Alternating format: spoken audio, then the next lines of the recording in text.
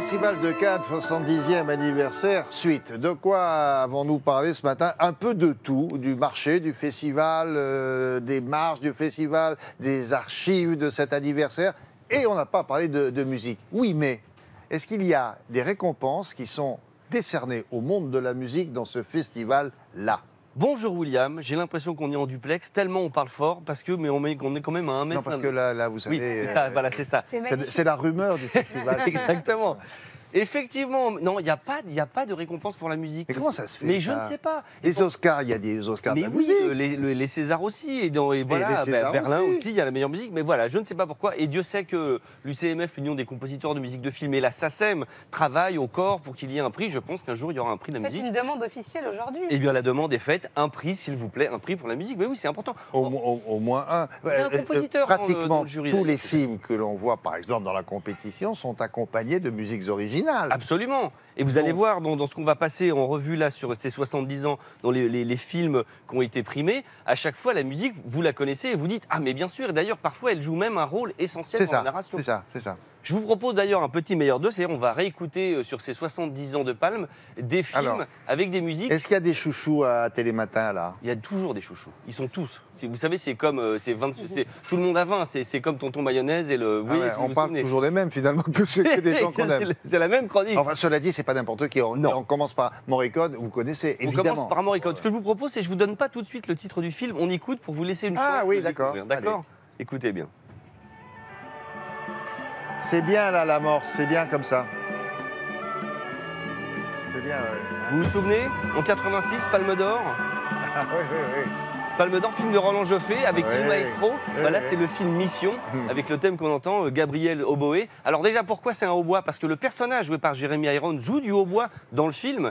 Et ce qui est incroyable, c'est que ça a été écrit comme un requiem de Verdi, puisque le côté spirituel du film a inspiré, Morricone s'est inspiré de sa propre foi pour écrire cette musique. Et donc c'est une musique qui lui tient à cœur, mais profondément.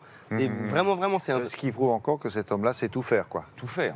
Le thème de Mission. Il a même fait des films comiques, il a tout fait, quoi. Il a tout fait. Bon, en 450 musiques de films, il a pu... 450 450. Ah oui. Et ça, c'est à la louche, à mon avis. Il va pas repasser à Paris, là, bientôt, lui? Si, il passe au mois d'octobre, je crois. Merde, j'espère pas dire de bêtises. J'ai dit un gros mot, je crois. On l'enlèvera ou pas? Qu'est-ce qu'il a dit? Non, un gros mot vite fait, comme ça. Non. Qu'est-ce qu'on a d'autre? On fait un petit bond en avant. En Oui. 1976, pareil, Palme d'Or, je ne vous dis pas qui. Musique de Bernard Herrmann. Écoutez et regardez. Vous vous souvenez ce saxon incroyable? Monsieur De Niro, Jodie Foster. Vous voyez ou pas? Bah oui. Bah oui, tout le monde Non, mais je voit. peux pas le dire parce que voilà. Ouais, après ça fait tricher. Taxi Driver de Scorsese. Il faut savoir que c'est la dernière musique de Bernard Herrmann. Bernard Herrmann qui a été le compositeur fétiche de Kubrick. Et 10 ans avant ce film, ils se sont fâchés pour le rideau déchiré. Pardon. Et pour la première fois, Hitchcock a dit non, je veux pas cette musique. En fait, je veux pas la musique d'Herrmann. Et ils ont pu retravailler ensemble. Et Bernard Herrmann était déjà souffrant et il a dit je veux absolument faire la musique de Taxi Driver. Et ça a été sa dernière musique. Ah. Et c'est incroyablement collé au film. C'est-à-dire que quand vous entendez cette musique, on voit la tête de De Quand Niro. vous voulez accompagner dans les radios, les télés ou les documentaires une soirée un peu mélancolique, langoureuse, c'est ça qui ressort depuis l'époque. Hein. C'est Absolument. toujours ça. Ça, c'est formidable. Encore une musique exemplaire maintenant. Voilà, c'est la preuve qu'il faut absolument créer un film, créer un prix pour la musique de film. Je crois que j'ai dit Kubrick pour Hitchcock. C'est pas grave, C'est on Hitchcock. changera. Oui, non, c'est Hitchcock. Oh, c'est c'est Hitchcock. pas- Mais on avait compris Hitchcock, nous. On C'est passe en comme quand 60. vous dites des gros mots, on les entend pas. Mais c'est parfait. Et là, maintenant, On passe en 64 avec deux frères de musique et de cinéma. Écoutons, vous Ouais, allez oh, trouver bah, tout de suite en 4 secondes, je pense. pareil.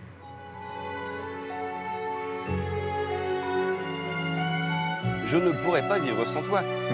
Voilà un film où la musique est le film, puisque la musique sûr, dure bien du sûr. début jusqu'à la fin, tous les dialogues. Ce qui est incroyable, c'est que Demy et Legrand, donc évidemment c'est les parapluies de Cherbourg, Palme d'Or en 64, ça a quand même étonné les spectateurs parce qu'ils ont dit que c'était la première fois qu'ils entendaient Non, un parce film que oui, musical, quand ils n'étaient pas au courant, ils ont dit c'est bien, il y a de la musique. Puis après, ils ont dit mais il n'y a que. Il y a dit oui, Il y a que, c'est ça. Il y a que de la musique. Et il faut imaginer que Demy a retravaillé les déplacements des comédiens en fonction des paroles qui étaient écrites, faire que tout a été fait. Non, mais il y a autour de Jacques la Demy aussi, bien sûr. Oui, Attendez, bien sûr, oui. Quoi d'autre? Encore un petit peu de temps, on me dit qu'on peut me dépêcher, ça va durer jusqu'à 17h. On me dit c'est bon, 17h, ça va, on peut... Encore un exemple. Encore un exemple, 94, à nouveau, la musique a un rôle essentiel puisque la musique, c'est la parole de l'actrice qui s'appelle Holly Hunter, qui joue un personnage qui s'appelle Ada. Et dans ce film, eh bien, elle est muette. Elle est muette et elle s'exprime grâce à la musique. Vous vous souvenez de ce film? Oh, magnifique. Film de Jane Campion en 94. C'est la première fois Et la photo qu'on a vue, c'est le c'est compositeur. le compositeur absolument avec ses lunettes, Michael Nyman. Michael Nyman qui avait fait toutes les musiques de films de Peter Greenaway aussi, Meurt dans un jardin anglais, etc. Voilà. Première palme pour une femme d'ailleurs, la leçon de piano. Bon, alors, Monsieur Frémaux. Bonjour, Monsieur Frémaux. Musique de film, peut-être, voilà, un prix en passant, ça serait bien pour ces compositeurs-là, dont Alex Jaffray est un éminent représentant. Merci infiniment.